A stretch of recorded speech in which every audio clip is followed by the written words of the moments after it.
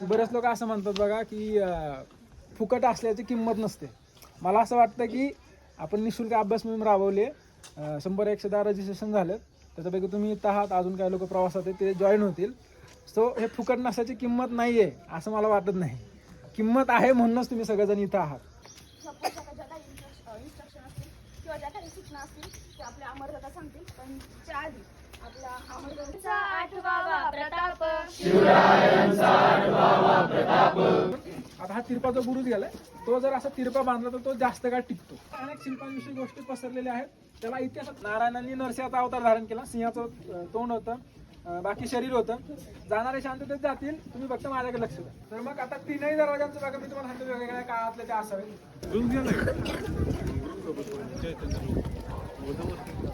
तर अचानक आल्यामुळे त्याला समजू नये की नेमका दरवाजा कुठे, त्याची चुकामुक व्हावी, त्याला नेमकं समजू नये म्हणून अशी रचना त्या काळी वापरली आहे.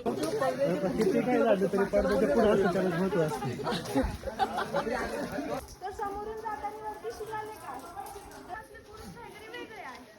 तर ते तुम्हाला असं वाटलं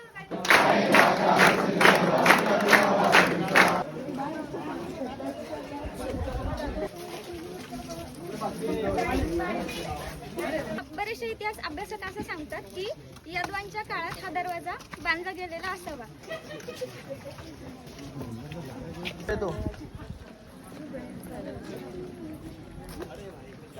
मला किल्ला दीर्घकाळ तुमच्याकडे ठेवायचा असेल तर तुमच्याकडे लढण्यासाठी काही ना काही सामग्री असावीच लागते.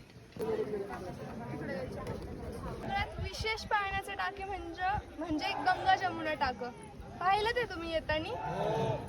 बघा, असं म्हणतात ना, सूर्य अस्ताला गेलाय पण अवघ्या भारताला अभिमानाची, स्वाभिमानाची आणि स्वातंत्र्याची प्रेरणा देणारा शिवसूर्य इथे जन्मला. 1947. Yes, okay.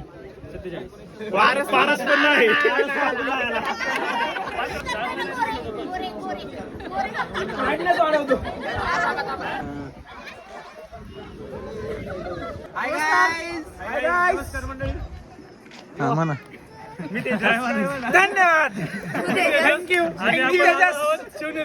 Over and out. Cut कर देना.